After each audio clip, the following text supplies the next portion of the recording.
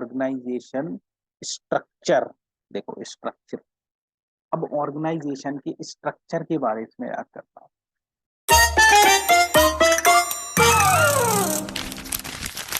अब देखिए organisational structure का क्या मतलब होता है। Organisational structure refer to framework और arrangement of roles and responsibilities and relationship within an organization. It defines how tasks are divided, coordinated and controlled to achieve common.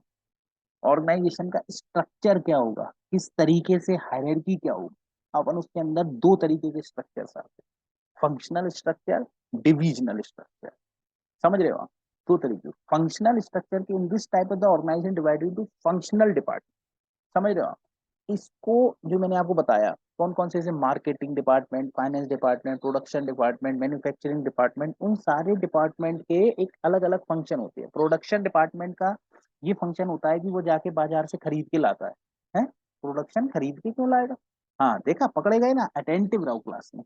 Production department क्या होता है? Production करना। परचेज डिपार्टमेंट का काम है raw material खरीद के लाना। तो यही अपन को तरीके के फंक्शंस होते हैं। डिविजनल स्ट्रक्चर क्या होता है? Based on dividing the self contained division of business union, often based on product, geographical region, customer segment. अब आप बताओ, पूरा उसने ऑर्गेनाइजेशन को अलग अलग डिवाइड कर दिया। अब परचेज डिपार्टमेंट के अंदर अलग उसने 5 डिवीजन बना दी। भैया ये प्रोडक्ट किस ज्योग्राफिकल से, ज्योग्राफिकल मतलब किस एरिया में बिकना चाहिए, किस कौन से टारगेटेड कस्टमर्स क्या हैं, ये क्या है। अपन इसका इन डीप डिस्कशन अभी आगे करते जाएंगे, आगे क्लासेस। अभी आप केवल ओवरव्यू के लिए क्या समझोगे, फंक्शनल स्ट्रक्चर क्या होता है, जैसे ऑर्गेनाइजेशन को डिवाइड कर दिया गया। कैसे? मार्केटिंग में, फाइनेंस में, प्रोडक्शन में। यहाँ पे डिवीजन करा, डिवीजन के अंदर और उसकी सब कैटेगरीज बना दी। डिवीजन, एक प्रोडक्ट बनाया, उसकी ABCD 4 प्रोडक्ट और निकाल।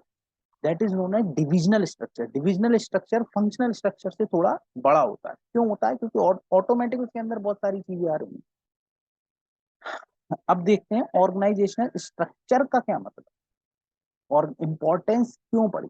ऑर्गेनाइजेशनल स्ट्रक्चर तो मैंने आपको बता ही दिया है, लेकिन क्यों जरूरत पड़ रही है organisational structure, what is the importance of organisational structure. ठीक है ना। उसके अंदर सबसे पहले आता है ऑप्टिमल एफिशिएंसी। अगर आप स्ट्रक्चरली प्रॉपरली कोई चीज बनाओगे तो उससे आपकी एफिशिएंसी बहुत अच्छी निकल के आएगी। Resource utilisation, proper resource utilisation होगा। देखिए किसी चीज को कार्य करने का तरीका पता होगा तो उसका रिसोर्स भी प्रॉपर यूटिलाइज होगा। गोल अलाइनमेंट, देखिए कई ये वाले पॉइंट्स ना कई जगह आएंगे। एफिशिएंट पीछे भी आया था, गोल, ये रिसोर्स का यूटिलाइजेशन। लेकिन मैंने आपको निमोनिक्स इसीलिए याद कराए, आपको पता रहे हमको कौन सा पॉइंट किस जगह कहाँ लिखना है। निमोनिक्स याद रहेंगे ना आपको, तो आप उस पॉइंट को भूलोगे नहीं। वरना आप सोचोगे कि ये पॉइंट तो सब जगह चिपकाना है, लेकिन सब जगह दिखाना तो है, लेकिन किस प्रकार से दिखाना है वो मैंने आपको एक्सप्लेन किया है। गोल अलाइनमेंट, अथॉरिटी एंड अकाउंटेबिलिटी, आपको पता रहेगा अथॉरिटी किसको देना है, अकाउंट किसको अकाउंटेबल ठहराना है, किसको कार्य करके देना है। ठीक है ना। कम्युनिकेशन होगा, कंफ्यूजन नहीं होगा। ये मैंने आपको सब पीछे पॉइंट पढ़ाए हैं। कम्युनिकेशन प्रॉपर होगा, क्यों होगा? रिपोर्टिंग रिलेशनशिप प्रॉपर होगी तो कम्युनिकेशन प्रॉपर होगा। ID दिखाओ, आधार ऑर्गेनाइजिंग प्रोसेस के अंदर, identification and division of work. ठीक है ना। ठीक है ना। डिपार्टमेंटलाइजेशन, ठीक है ना। AD assignment of duty, reporting relationship, Chintu Mintu थे दो। RR से रिपोर्टिंग रिलेशनशिप और रिव्यू एंड रिफाइनमेंट। ठीक है ना।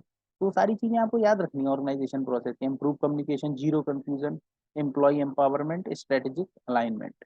इसमें इसमें केवल एक वर्ड रिमेंबर याद रख सकते हैं, वो है the word that is known as organise. अच्छा सर, इससे याद हो जाएगा।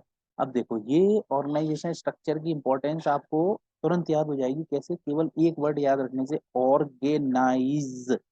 अपन तो ऑर्गेनाइजिंग पढ़ ही रहे हैं, बस ऑर्गेनाइज और याद रख लेना उसमें। उससे क्या होगा, आपकी सारी कंफ्यूजन दूर हो जाएगी। Optimal resource, goal alignment, authority accountability, nimble adaptability, improve communication, employ empowerment, strategic alignment. 5 बार पढ़ेंगे आपको सारी चीजें क्लियर हुई। बस क्या याद रखना है, ऑर्गेनाइजेशन स्ट्रक्चर की अगर इंपॉर्टेंस पूछ ली हमको, सारे पॉइंट तो हमको पता ही है भैया, कम्युनिकेशन बढ़ती है, जीरो कंफ्यूजन है, लेकिन हम इसको याद कैसे रखें? एक वर्ड है ऑर्गेनाइज। निम्बल अडेप्टिविटी मतलब जल्दी से जल्दी हमको चेंज को अडेप्ट करने में मदद करता है। निम्बल, फास्ट, क्विक, क्विक करके। Organise, optimal efficiency, resource utilisation, goal alignment, authority accountability, nimble adaptability, improve communication, zero confusion, employ empowerment, strategic alignment. ठीक है ना। ऑर्गेनाइज, ओ से ऑप्टिमल एफिशिएंसी, आर से रिसोर्स यूटिलाइजेशन, जी से goal alignment, A से authority and accountability, N से nimble adaptability, I से improve communication, Z से जीरो कंफ्यूजन, ई से एम्प्लॉय एम्पावरमेंट, एस से स्ट्रेटेजिक अलाइनमेंट। ठीक है ना। तो ये अपन ने जस्ट लर्न द वर्ड, कौन सा वर्ड याद करना है अपन को, ऑर्गेनाइज। ठीक है ना। अब